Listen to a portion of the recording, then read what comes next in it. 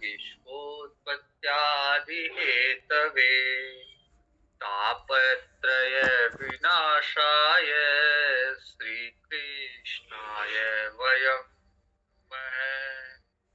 कृष्णं नारायणं वन्दे कृष्णं वन्दे व्रजप्रियम् कृष्णं द्वैपायनं वन्दे कृष्णं वन्दे पिताश्रुतम्। श्रीमद् भागवत महापुराण के द्वितीय स्कंद का चतुर्थ प्रारंभ करेंगे। तो जैसा कि पूर्व में मैंने बताया, भागवत का प्रथम स्कंद है अधिकारी स्कंद और द्वितीय स्कंद है साधना स्कंद। तो प्रथम स्कंद में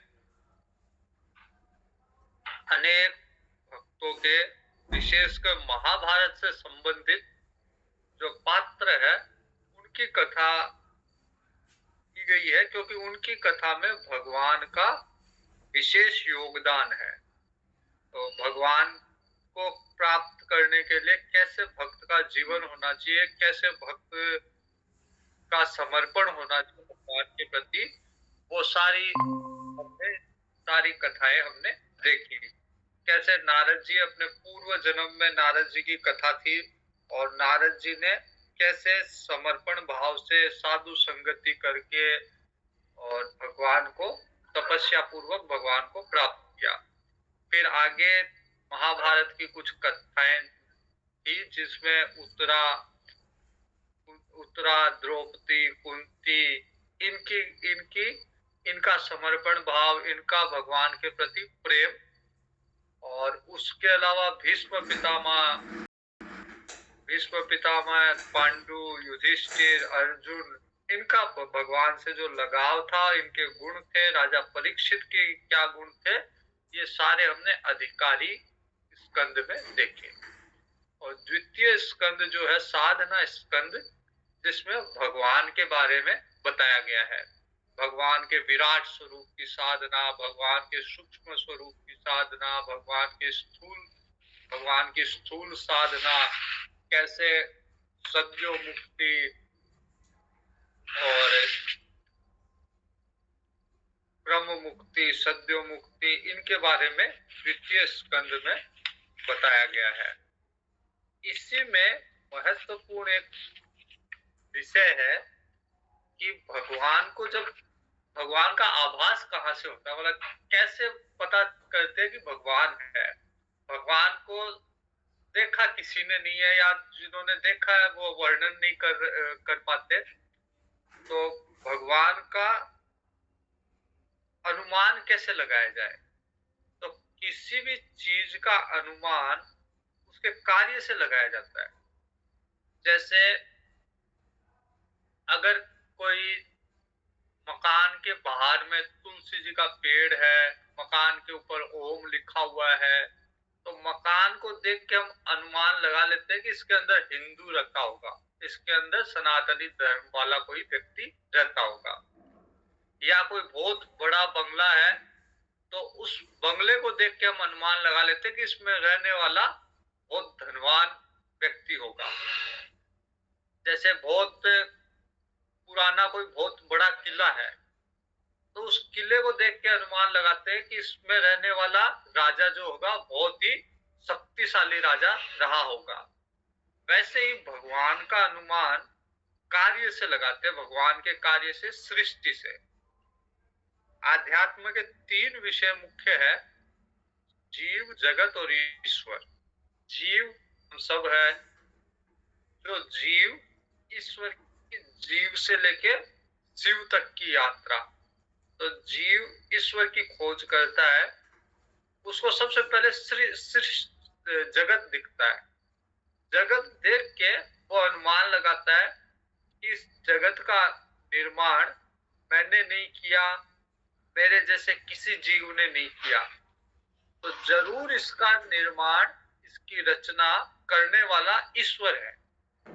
ईश्वर भले ही मेरे को अभी दिख नहीं रहा, लेकिन जगत को देख के अनुमान इतने बड़े बड़े पहाड़, इतनी बड़ी बड़ी नदियां, इतने बड़े बड़े समुद्र है, तो ये अपने आप नहीं बने, इनको बनाने वाला कोई ना कोई ईश्वर, कोई ना कोई सत्ता अवश्य है। तो राजा परीक्षित सृष्टि के विषय में प्रश्न कर रहे सुखदेव जी से, क्योंकि राजा परीक्षित सृष्टि को देख के और ईश्वर का अनुमान लगा रहे हैं। इसलिए सूत जी कहते हैं कि सुखदेव जी राजा परीक्षित अपने शुद्ध बुद्धि से अब भगवान के चरणों में अनन्य भाव से समर्पित हो गए।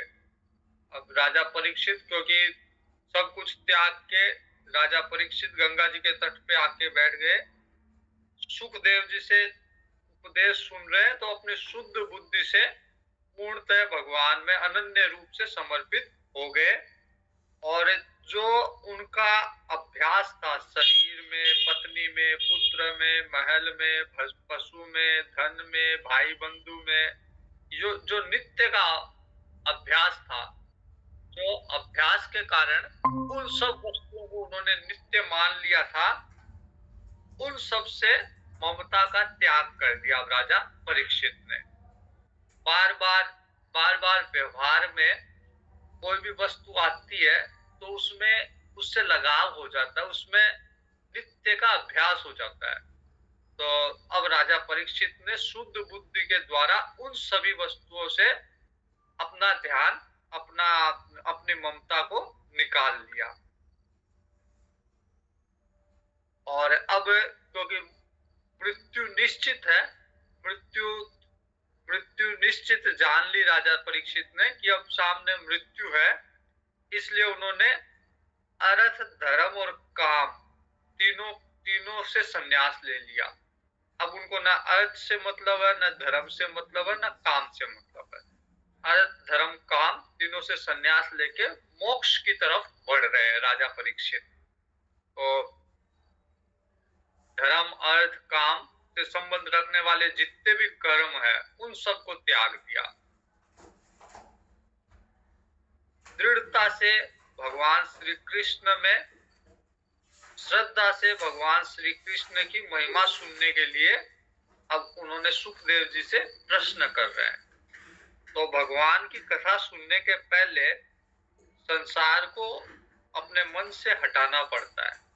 जैसे राजा परीक्षित ने सारी शरीर से, पुत्र से, पत्नी से, महल से, धन से, पशु से, भाई बंधु से, सबसे अपना ध्यान निकाल के और भगवान के चरणों में रखा। अर्थ, धर्म, काम सबके कर्मों का संन्यास किया और सब संन्यास करके अब भगवान की कथा सुन रहे हैं। तो वैसे ही भगवान की कथा सुनने के पूर्व जगत को, संसार को मन से बाहर निकालना पड़ता है। परीक्षित राजा प्रश्न कर रहे हैं सुखदेव जी से कि आप परम पवित्र सर्वज्ञ है, आप भगवान की जो कथा कहने जा रहे हैं, जैसे जैसे आप कथा कह रहे हैं भगवान की, वैसे वैसे मेरा अज्ञान का पर्दा फट रहा है। तो जो अज्ञान का आवरण मेरी बुद्धि पे चढ़ा हुआ है, भगवान की कथा से वो अज्ञान हटता जा रहा है। मैं आपसे फिर ये जानना चाहता हूँ कि भगवान अपनी माया से इस संसार की सृष्टि कैसे करते हैं। संसार सृष्टि जो है संसार की, वो भगवान ने की है। किस तरह भगवान इस सृष्टि की रचना करते हैं। अब ये इसलिए पूछ रहे हैं, सृष्टि को जानने के लिए नहीं पूछ रहे, लेकिन क्योंकि सृष्टि की रचना भगवान कर रहे हैं, तो सृष्टि की रचना से भी भगवान की ही याद आएगी। पहले जैसे कहा गया ना कि भगवान के भक्त या ज्ञानी जन जो भी चर्चा करेंगे उसका पर्यवसान भगवान में ही होगा। तो सृष्टि को देख के भी भगवान से उसका संबंध है, क्योंकि भगवान ने सृष्टि की रचना की है। तो इस संसार की रचना बहुत ही रहस्यपूर्ण ढंग से ब्रह्मा जी आदि लोकपालों ने की है। भगवान कैसे इस विश्व की उत्पत्ति, उसकी रक्षा और उसका संहार करते हैं। भगवान कैसे एक खेल खेल में सृष्टि की रचना करते हैं। जैसे बच्चा मिट्टी का घर बनाता है और बड़े प्रेम से उस घर को बनाता है, उसको रखता है और फिर उसको उसको तोड़ देता है। वैसे भगवान भी खेल खेल में सृष्टि की रचना करते हैं, उसका पालन करते हैं और फिर अंत में उसका संहार करते हैं। भगवान की लीला जो है बड़ी अद्भुत, अचिंत्य है। बड़े बड़े विद्वान भी इससे मोहित हो जाते हैं। रामचरितमानस में एक चौपाई है जिसमें कहा गया है कि निर्गुण निराकार को समझना आसान है, लेकिन सगुण रूप की, भगवान के सगुण रूप को जानना मुश्किल है।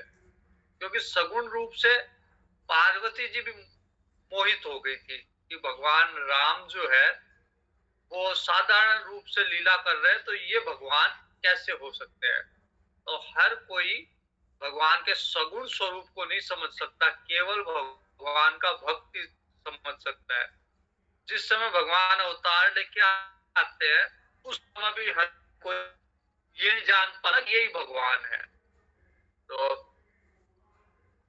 भगवान अकेले हैं, लेकिन फिर भी बहुत सारे इस सृष्टि में विभिन्न रूपों में प्रकट हुए हैं। वास्तव में एक होके भी अनेक रूप में भगवान प्रकट हुए हैं, अनेकों अवतार ग्रहण किए हैं। तो राजा परीक्षित पूछ रहे हैं कि क्या भगवान जब अवतार लेते हैं तो अपनी सारे गुणों को, सारी अपनी कलाओं को धारण करते हैं या क्रमशः धारण करते हैं, मतलब हर अवतार में एक एक कला धारण करते हैं या सारी कला एक साथ धारण करते हैं। अब राजा परीक्षित कहते हैं कि आप सुखदेव जी, आप वेदों के भी जानकार है और ब्रह्म के भी, आप ब्रह्म तत्व को भी आप मर्मज्ञ है, तो आप मेरे को इस मेरी शंका का समाधान करिए। तो दो महात्मा दो तरह के होते हैं, एक तो ब्रह्मनिष्ठ और एक होते विद्वान। तो श्रोत्रिय और ब्रह्मनिष्ठ दो दो श्रेणी होती है महात्माओं की। एक तो वेदों को जानने वाले श्रोत्रिय जिनको पूरा ज्ञान है, और एक ब्रह्मनिष्ठ होते हैं जिनको भले ही ज्ञान ना हो लेकिन ब्रह्म का अनुभव होता है, उनको ब्रह्म की अनुभूति किए हुए महात्मा होते हैं। सुखदेव जी दोनों है, ब्रह्मनिष्ठ भी है और श्रोत्रिय भी है, वेदों के जानकार ज्ञानी भी है और ब्रह्म की अनुभूति प्राप्त महात्मा है। तो परीक्षित जी का ये सृष्टि के विषय में जो प्रश्न किया गया है उसके उत्तर में परीक्षित जी को कुछ कहते सुखदेव जी, इसके पहले सुखदेव जी भगवान की स्तुति करने लग गए। क्योंकि जैसे परीक्षित जी ने प्रश्न किया, सुखदेव जी को भगवान का स्मरण हुआ और सुखदेव जी भगवान की स्तुति कर रहे हैं। नमः परस्मै पुरुषाय भूयसे सदुद्भवस्थान निरोध लीलया गृहीत शक्ति त्रितयाय देहिनाम् अंतर्भवायानुपलक्ष्य वर्त्मने यो नमः सद्वृजिनच्छिदे सदा असंभवायाखिल सत्त्वमूर्तये सा पुनः पारमहंस आश्रमे व्यवस्थितानाम् अनुमृग्य दासुषे। सुखदेव जी स्तुति कर रहे हैं भगवान श्री कृष्ण की कि भगवान के चरण कमलों में मेरा कोटि कोटि प्रणाम। जो संसार की उत्पत्ति, स्थिति और प्रलय की लीला करने वाले भगवान सत्व गुण, रजोगुण और तमोगुण, इन तीनों शक्तियों को स्वीकार करके क्रमशः ब्रह्मा, विष्णु और महेश का रूप धारण करते हैं। अर्थात सत्व गुण से भगवान ब्रह्मा बनते हैं, रजोगुण से भगवान विष्णु बनते हैं और तमोगुण से भगवान शिव बनते हैं। तो ये जो तीन गुण है, सत्व, रजो और तम, इसी को धारण करके भगवान ब्रह्मा, विष्णु और महेश बनते हैं। एक ही शक्ति है जो तीन रूप में प्रकट हो रही है, ब्रह्मा, विष्णु और महेश के रूप में। क्योंकि माया के तीन गुण हैं, इसलिए तीन गुण के अनुसार भगवान भी तीन रूप में प्रकट होते हैं। और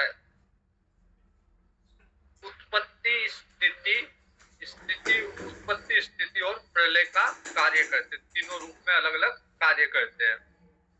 तो जो सब प्राणियों के, सब चराचर के अंतर्यामी रूप से सब में विराजमान है, जिनका स्वरूप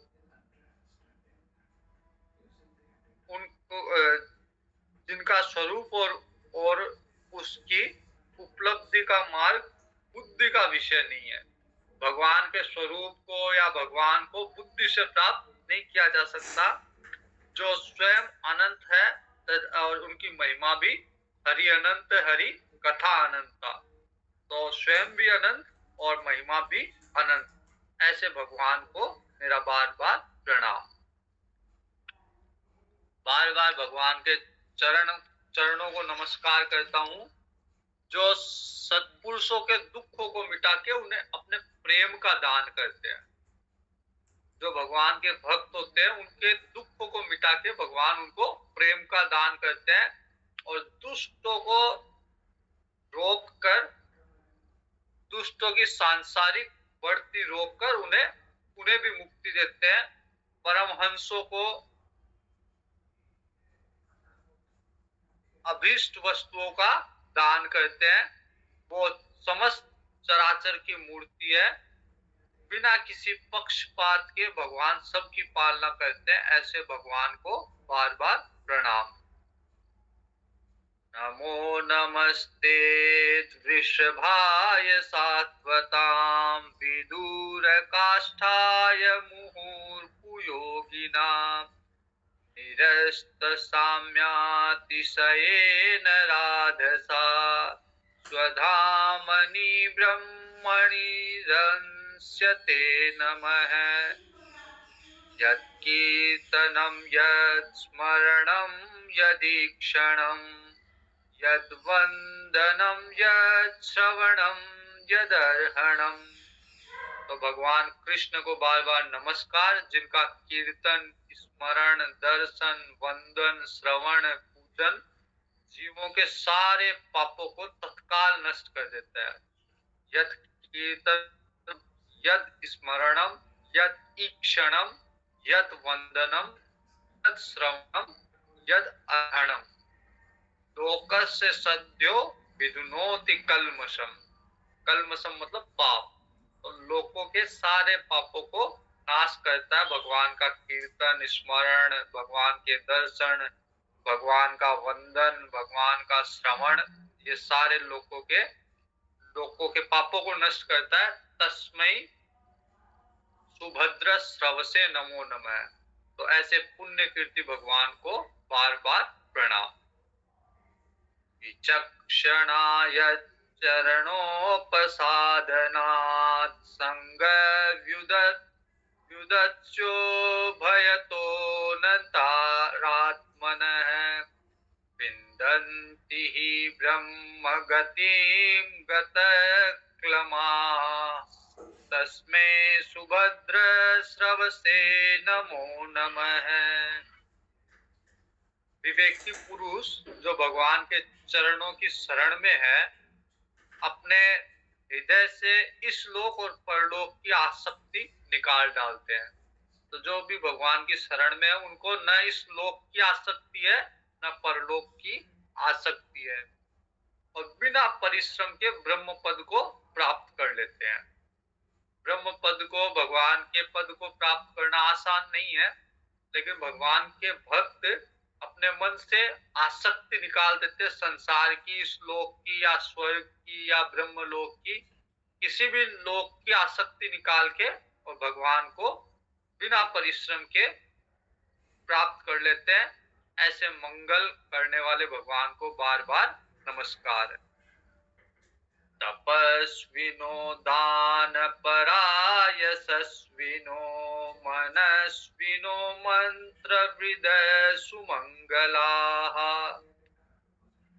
जो बड़े बड़े तपस्वी है, दानी है, यशस्वी, मनस्वी, सदाचारी, मंत्र वेता, जब तक भगवान को समर्पित नहीं होते, कितना ही बड़ा यशस्वी हो, तपस्वी हो, मंत्र का जानकार हो, लेकिन दान करने वाला हो, तपस्वी हो, लेकिन जब तक वो भगवान को समर्पित नहीं होगा, तब तक कल्याण को प्राप्त नहीं होगा।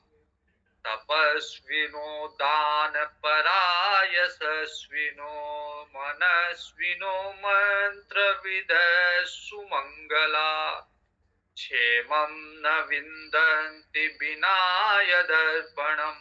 भगवान के अर्पण किए बिना क्षेम को, शांति को प्राप्त नहीं होता।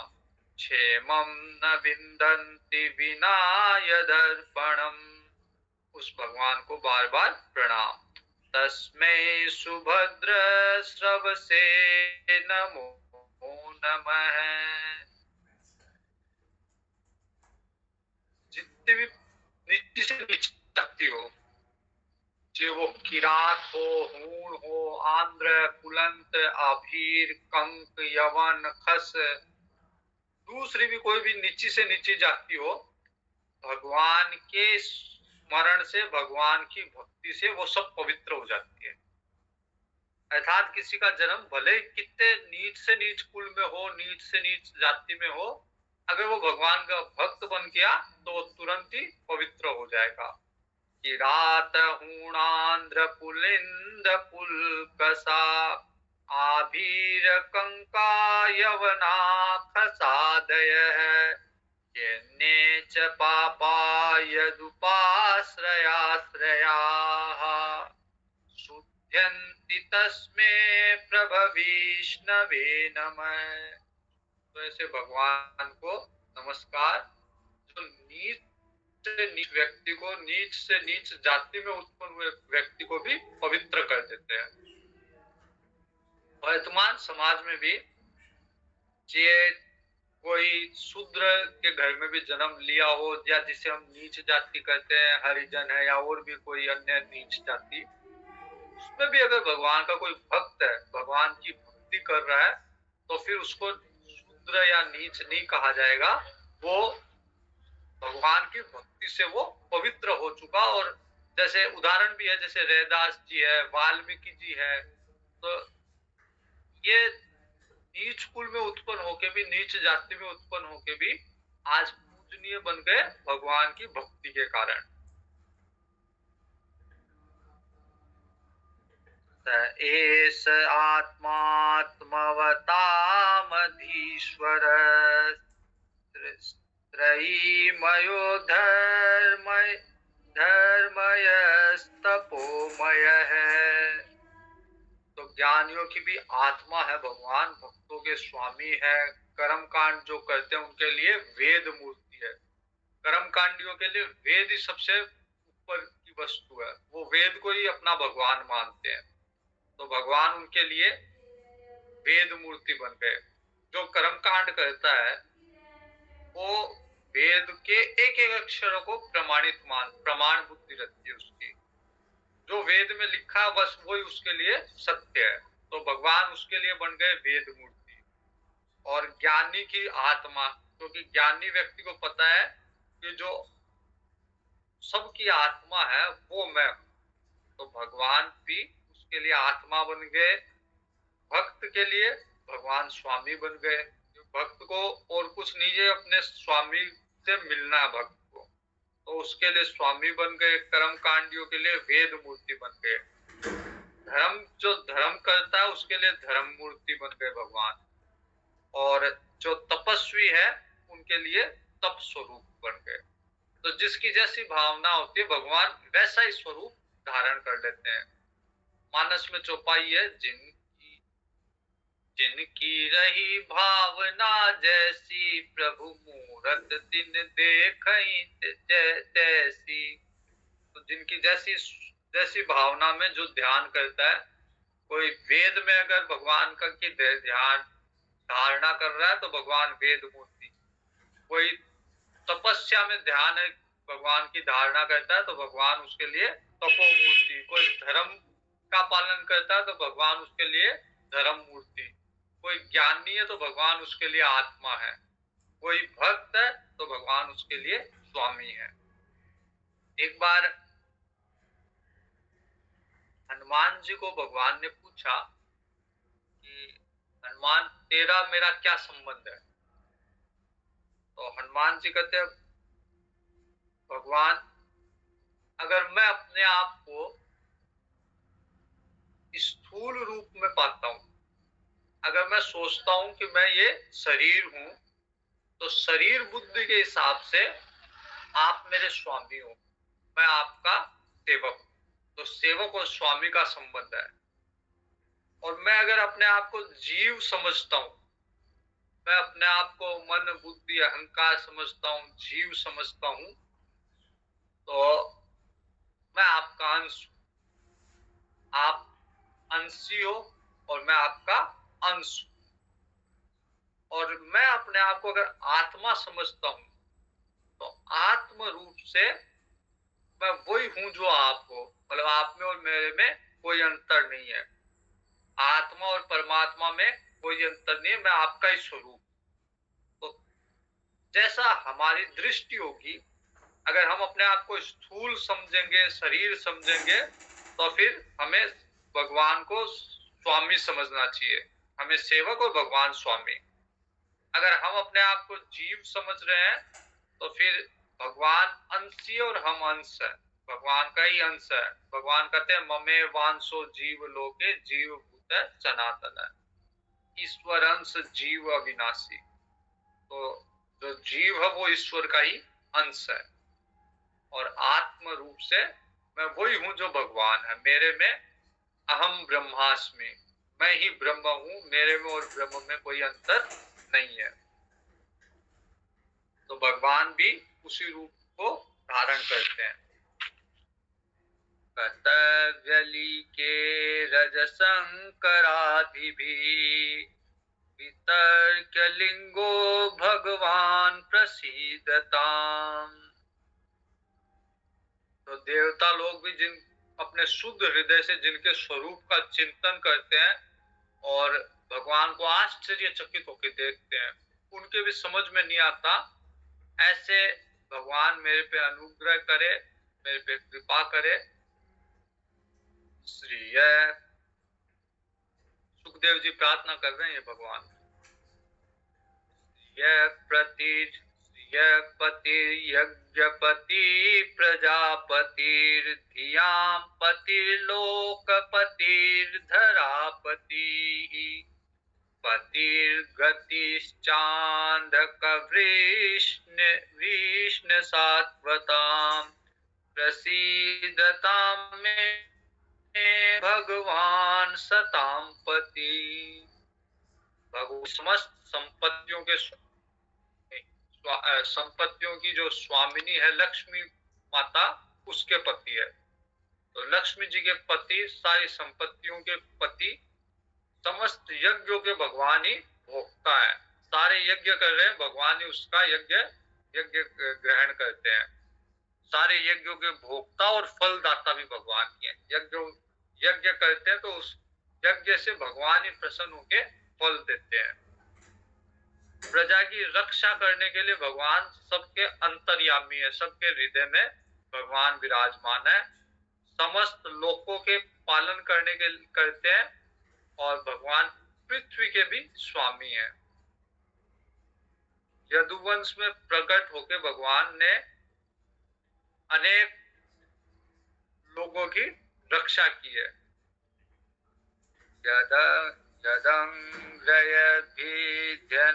ध्यान समाधि धोतया, यानुपश्यति पश्यन्ति हि तत्त्वमात्मनः वदन्ति चेतत् कवयो यथा रुचम् तमे मुकुंदो भगवान प्रसीदताम्।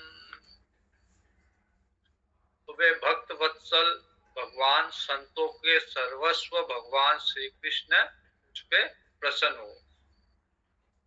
विद्वान लोग भगवान के चरण कमलों का चिंतन करके समाधि से शुद्ध हुई बुद्धि के द्वारा आत्म तत्व का साक्षात्कार करते हैं। बुद्धि जब तक शुद्ध नहीं होती तब तक आत्मा का ज्ञान नहीं होता, और बुद्धि को शुद्ध करने के लिए भगवान की कथा जरूरी है। तो भगवान की कथा सुन के बुद्धि शुद्ध करके और आत्म तत्व का ज्ञान विद्वान लोग करते हैं।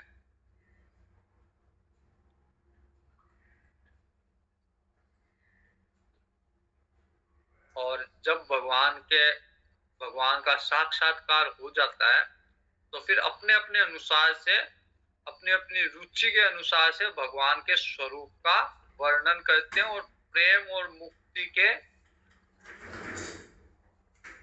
और मुक्ति को लुटाने वाले भगवान मुझ पे प्रसन्न हो। प्रेम और मुक्ति देने वाले, मतलब भक्ति और मुक्ति देने वाले भगवान मुझ पे प्रसन्न हो। प्रचोदिता येन पुरा सरस्वती वितन्वता जस्य सतीं स्मृतिं हृदि स्वलक्षणा प्रादुरभूत् किलास्यतः समे ऋषीणां ऋषभ प्रसीदताम्।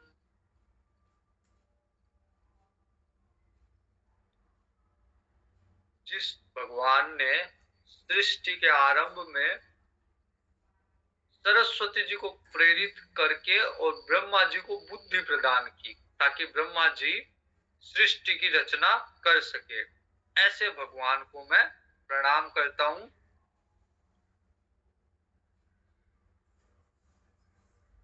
जिन्होंने ब्रह्मा जी के मुख से वेदों को प्रकट किया, तो ऐसे ज्ञान के मूल कारण भगवान मुझ पे भी कृपा करे, क्योंकि जो सारा ज्ञान है वेदों से आया, वेद ब्रह्मा जी से के मुख से निकला और वो भी भगवान की प्रेरणा से निकला। तो सारे ज्ञान का मूल जो स्रोत है वो भगवान है। उन भगवान को मैं प्रणाम करता हूँ। तेर्महद्भिर्य इमाः पुरो विभु निर्मायसे ते यदमुषु पुरुषः भुङ्क्ते गुणान् षोडश षोडशात्मकः सोऽलङ्कृशिष्ट भगवान् वचांसि मे। भगवान पंच महाभूतों से शरीर का निर्माण करके और फिर जीव रूप से सब में विराजमान होते हैं। भगवान 5 ज्ञानेंद्री, 5 कर्मेंद्री, 5 प्राण और 1 मन, 16 कलाओं से युक्त होकर 16 विषयों का भोग करते हैं। जो हमारी कर्मेंद्री है, ज्ञानेंद्री है, मन है, पंच प्राण है, ये 16 हो गया। पंच ज्ञानेंद्री, पंच प्राण, पंच कर्मेंद्री और 1 मन, 16 कलाएं हमारे अंदर, और इनके द्वारा अलग अलग भोग भगवान ही कर रहे हैं। तो भगवान इन 16 कलाओं से युक्त होकर 16 विषयों का भोग करते हैं। तो ये सर्वभूतमय भगवान मेरी वाणी को अपने गुणों से अलंकृत कर दे। सुखदेव जी कह रहे हैं कि भगवान अब आप सारा भोग आप ही करते हो, सारा विषय आप ही भोगते हो, तो मेरी वाणी पे आपके गुण आए। आप मेरी वाणी को ऐसे अलंकृत करिए कि मेरे वाणी पे आपके गुण आए, ताकि मैं आपकी कथा का गान कर सकूं। जो भगवान की कथा भी हो रही है वो भगवान की प्रेरणा से ही हो रही है। बिना भगवान की प्रेरणा से न तो कोई भगवान की कथा कर सकता है, न भगवान की कथा सुन सकता है। तो सुखदेव जी कहते हैं कि भगवान मेरी वाणी को अलंकृत करिए अपनी कथा से।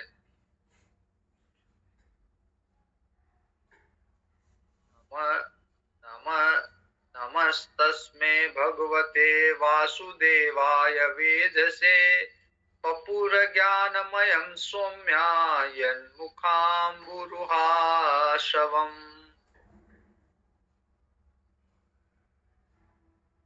संत पुरुष भगवान के मुख से जो मकरंद झड़ती है उनका पान करते हैं।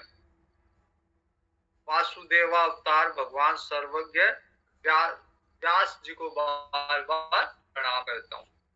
सुखदेव जी अपने पिता व्यास जी को भी बार प्रणाम करते हैं, जो भगवान व्यास जी है वो भी भगवान का ही अवतार है, वो भी भगवान के 24 अवतार में से एक है।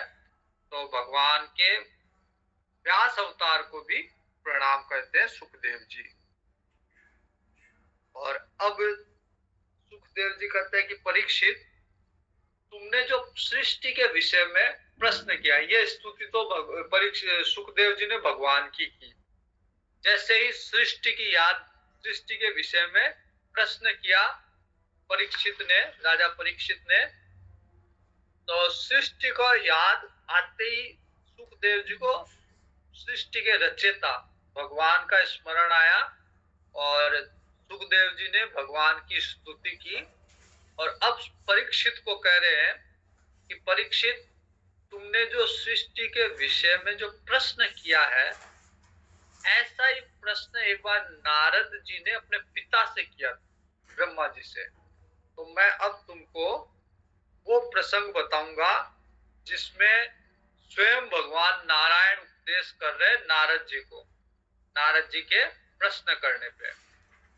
तो पुराणों की एक विधा होती है कि पुराणों में अगर किसी से कोई भी प्रश्न किया जाता है तो वो खुद उसका उत्तर नहीं देके वो ये कहता है कि ऐसा एक बार पहले भी हुआ था, ऐसा इतिहास में पहले भी हुआ था, पहले नारद जी ने ऐसा प्रश्न किया था और ब्रह्मा जी ने उसका उत्तर दिया था।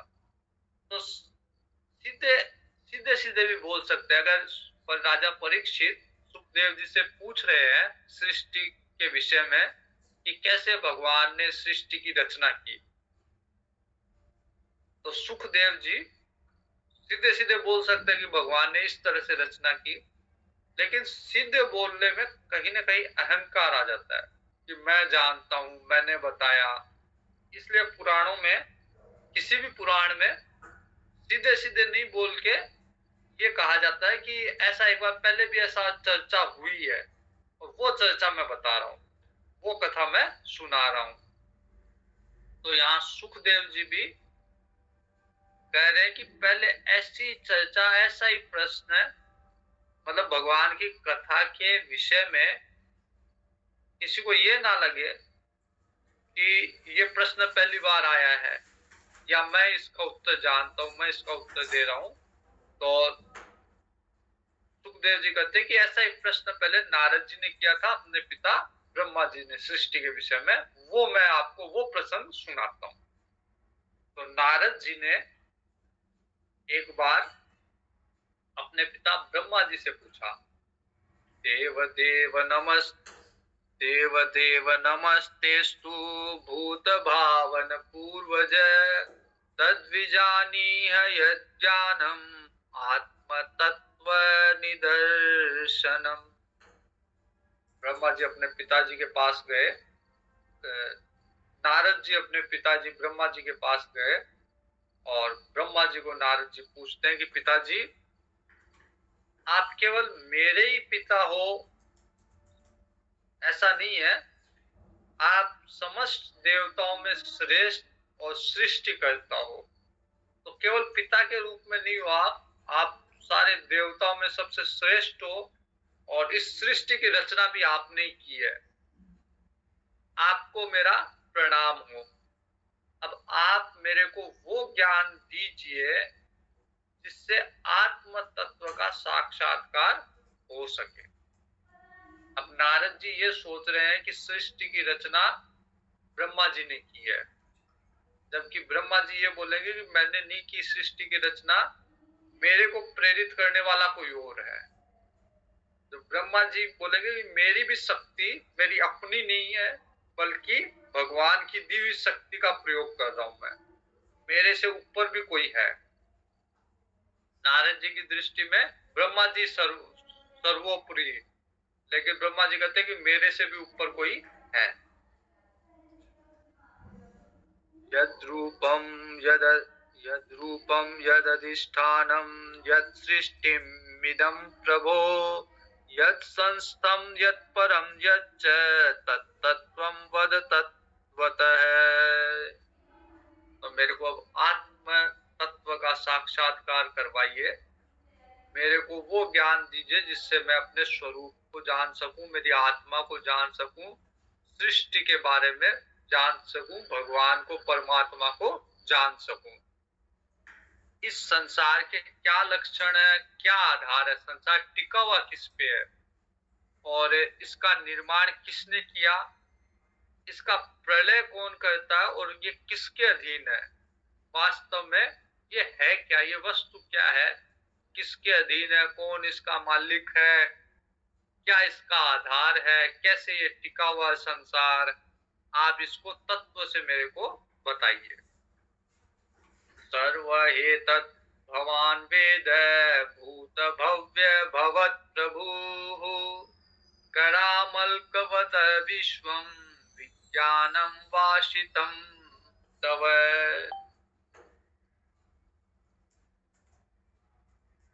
आप सब कुछ जानते हो, क्योंकि जो कुछ हुआ है, हो रहा है, होगा, सबके स्वामी आप ही हो। आपने इस सृष्टि की रचना की है, तो सृष्टि के भूत वर्तमान भूत भविष्य का ज्ञान आपको है, क्योंकि आदि पुरुष आप ही हो। आप पहले थे, बाद में सृष्टि आई है, और जब तक सृष्टि रहेगी आप रहोगे, तो इसलिए सृष्टि का ज्ञान आप मेरे को दो। ये सारा संसार आपके हथेली पे इस तरह से है, या इस संसार का ज्ञान आपको इस तरह से है जैसे हाथ में रखा हुआ आंवले का फल, मतलब जैसे हथेली में आंवले का फल है, तो हम उसको सब तरह से देख सकते हैं, उसका पूरा ज्ञान ले सकते हैं। तो वैसे ही ये संसार आपके लिए आपकी हथेली के ऊपर आम फल की तरह है। आपको ये ज्ञान कहां से मिला और किसके आधार पर, आप किसके आधार पर ठहरे हुए हैं, आपका भी कोई स्वामी है क्या? सब ये मानते हैं कि आप ही सृष्टिकर्ता आदि पुरुष है, लेकिन आपका भी कोई स्वामी है क्या? यद विज्ञानो यदाधारो यद परस्त्वं यदात्मकः एक सृजसि भूतानि भूतेरेवात्म मायया। आप अकेले ही माया से पंचभूतों के द्वारा प्राणियों की सृष्टि करते हो। कितना अद्भुत है कि केवल पंच महाभूत है और उन पंच महाभूतों से आप प्राणियों की सृष्टि कर देते हो। तो ये कितना आश्चर्यजनक बात है। जैसे मकड़ी अपने मुंह से जाला निकालती है और उसमें खेलने लगती है। मकड़ी जालने के लिए, जैसे और पक्षी तो जैसे चिड़िया घोंसला बनाती है, तो वो बाहर से तिनके लेके आती है और उसका घोंसला तैयार करती है। मकड़ी जाला और कहीं से नहीं बनाती और कुछ नहीं लाती, अपने मुंह से निकालती है झाग और उससे ही जाला बना लेती है और उसी में खेलने लगती है। वैसे ही आपने संसार अपने आप में से प्रकट किया है, अपने अंदर से प्रकट करके, और उसी में रम रहे, उसी में खेल रहे हो आप मकड़ी की तरह।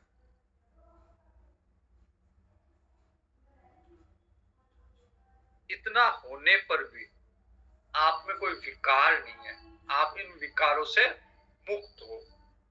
तो जगत में जो भी नाम रूप गुण जो भी है, जो भी सत असत उत्तम मध्यम अधम वस्तु है वो आपसे प्रकट हुई है और वास्तव में आप ही उसी रूप में हो।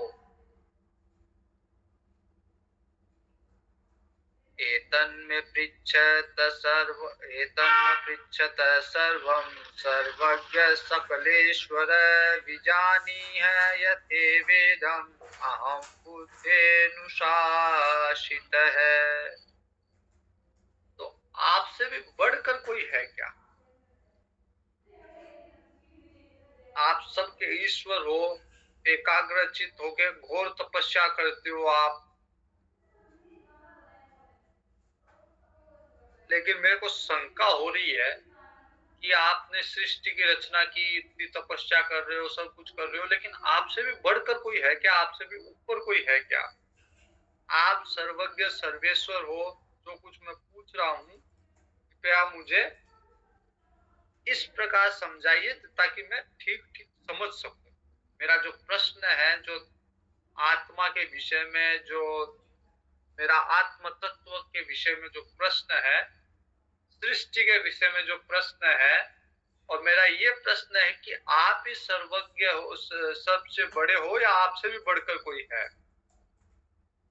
इस विषय को आप मेरा समाधान करिए। ब्रह्मा जी इसका उत्तर देते हैं।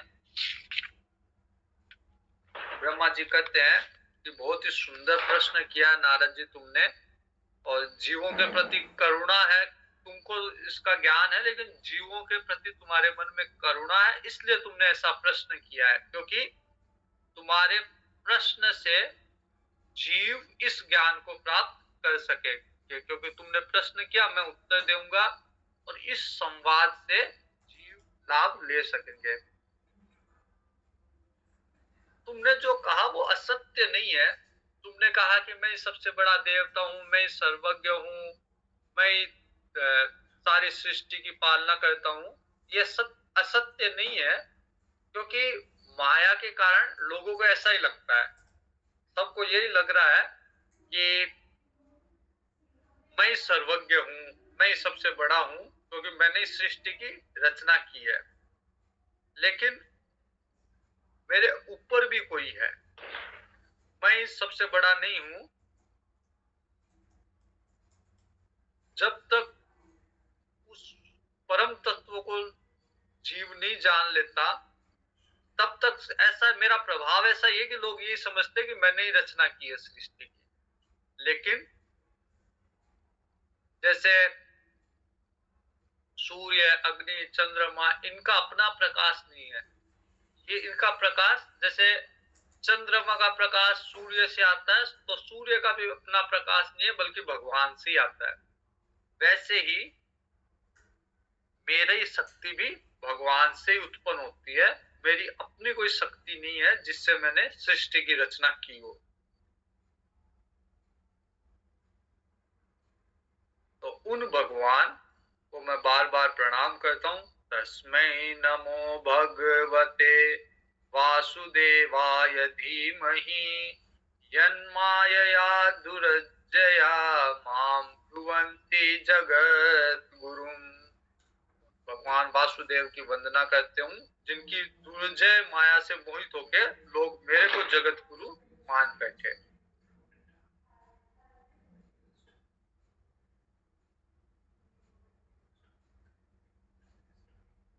संसार में अज्ञानी लोग केवल मैं हूँ, ये मेरा, मैं और मेरा। रामचरितमानस में भगवान कहते हैं मैं और मोर तोरते माया, कि जहां पे मैं, मेरा, तू, तेरा ये होता है, वही माया का स्वरूप है। तो ये मैं हूँ, ये मेरा है, इस तरह लोग मोहित होके बोलते हैं। वास्तव में जो तत्व को जानता है, जो भगवान को जानता है, वो कभी नहीं बोलता कि मैं हूँ, ये शरीर मैं हूँ, क्योंकि मैं पना रहता ही नहीं उसके। वो ये समझ जान जाता है कि सब भगवान ही है, वासुदेव है सर्वम, सब भगवान है। तो उसका मैं पना भी खत्म हो जाता है, और उसका ये मेरा है, मेरा पना भी खत्म हो जाता है, क्योंकि उसको पता है कि मैं ही नहीं हूं तो फिर मैं से हो गया। जब मूल कारण मूल अज्ञान का कारण मैं, ये अहंकार ही है।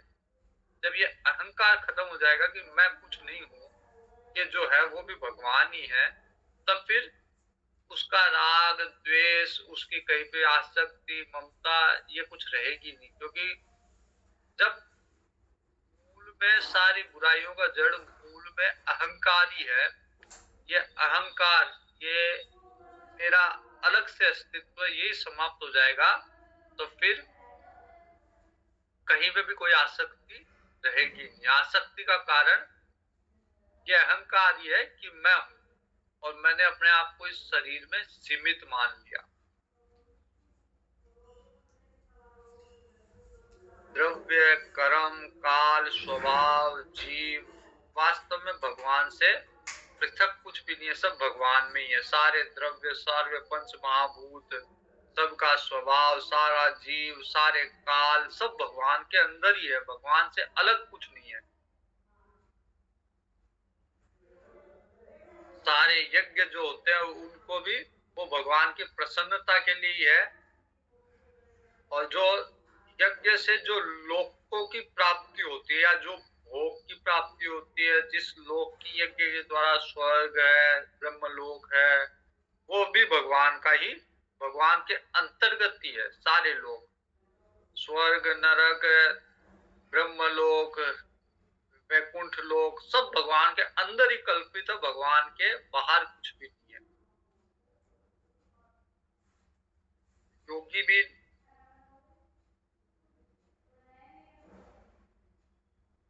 योग भी भगवान की प्राप्ति का हेतु है। योग भगवान की प्राप्ति के लिए है। सारी तपस्या भगवान को जानने के लिए, ज्ञान भी भगवान को ही जानने के लिए है। तो समस्त साध्य और साधन सब भगवान नारायण में ही स्थित है। भगवान निर्विकार होके भी सर्व स्वरूप है, कोई विकार नहीं है, लेकिन सारे स्वरूप भगवान ने बना रखे हैं। उन्होंने मुझे बनाया है, और उनकी दृष्टि से प्रेरित होके ही मैं संसार की सृष्टि की रचना करता हूँ, उनकी इच्छा के अनुसार। भगवान की जैसी इच्छा होती है वैसी मैं सृष्टि की रचना करता हूँ। भगवान माया के गुणों से रहित और अनंत है। सारी माया भगवान के अनुसार ही चलती है, लेकिन फिर भी भगवान उसमें लिप्त नहीं है। सृष्टि, स्थिति, प्रलय, रजोगुण, सत्वगुण, तमोगुण, ये माया के द्वारा स्वीकार किए गए हैं। तो इन तीनों गुणों में द्रव्य, ज्ञान, क्रिया, सब से भगवान मुक्त है। और माया का कोई भी कार्य, कारण, कर्तावन, अभिमान, इससे भगवान बंधे हुए नहीं है। लेकिन भगवान इनके आवरणों से ढके हुए हैं। इन गुणों से अपने स्वरूप को भगवान ने ढक रखा है। सारे संसार और मेरे भी स्वामी भगवान ही हैं।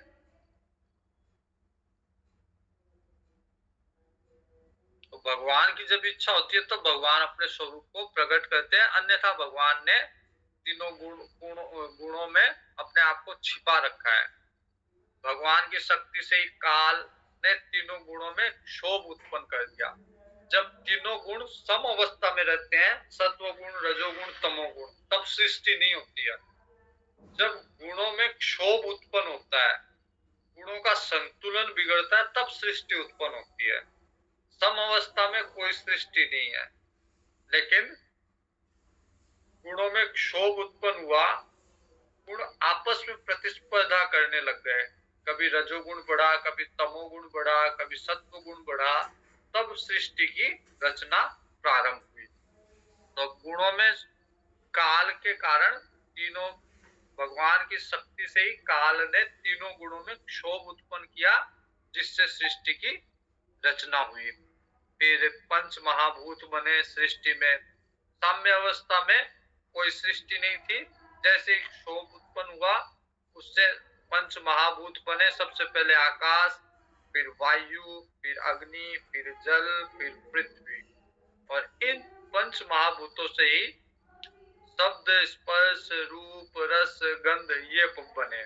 तो आकाश से शब्द, कोई भी शब्द अगर कोई भी व्यक्ति बोलता है तो वो आकाश के माध्यम से सुनाई देता है। अगर आकाश नहीं हो, अगर खाली स्थान ना हो, तो वो शब्द वातावरण में जाएगा ही नहीं। मैं जो बोल रहा हूँ वो आप तक पहुंचेगा ही नहीं। वो उसको उसको यात्रा करने के लिए शब्द को आकाश चाहिए होता है।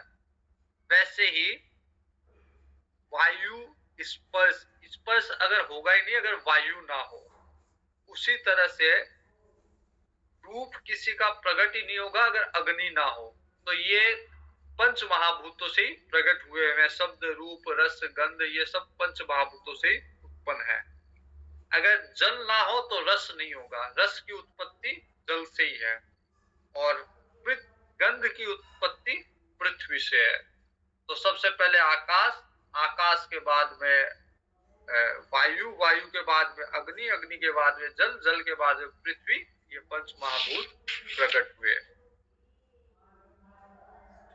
फिर मन और इंद्रियां प्रकट हुई, उनके अधिष्ठाता 10 देवता, दिशा, वायु, सूर्य, वरुण, अश्विनी कुमार, अग्नि, इंद्र, विष्णु, मित्र, प्रजापति, ये 10 देवता उत्पन्न हुए।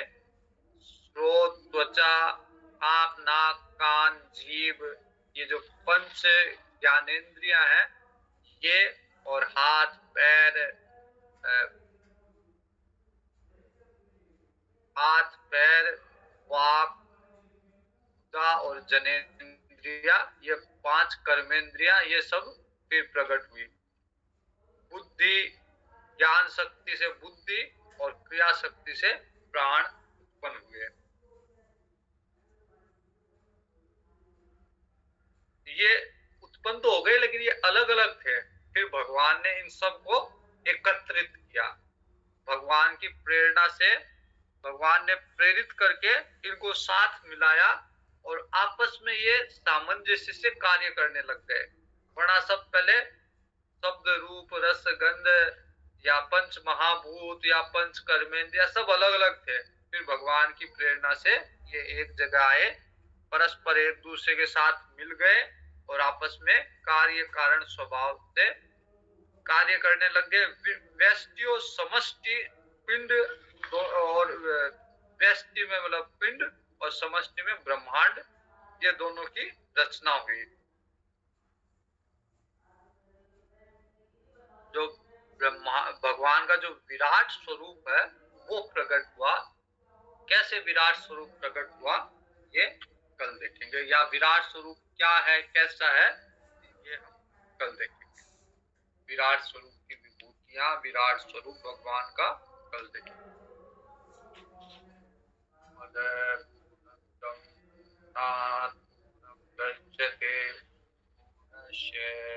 पूर्णमादाय पूर्णमेवावशिष्यते। ओम शांति शांति शांति। हरि ओम। श्री गुरु हरि ओम।